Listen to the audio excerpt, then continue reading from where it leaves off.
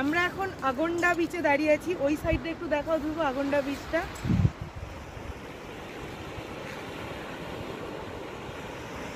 ওই দিকটা হলো তোমরা যেটা দেখলে ওটা হচ্ছে বিচটা।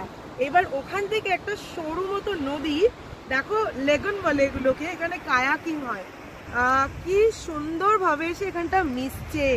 আর দেখো আমার আঙ্গুলের সোজা এখানে ভর্তি নারকেল গাছের শাড়ি। কি ভাল লাগছে এখানটা বলে বোঝাতে পারবো না। বাট হ্যাঁ, ওই সমুদ্র যেমন গভীরতা মানে বোঝা যায়, কিন্তু এটা হঠাৎ করে গেলেই কিন্তু ডিপ।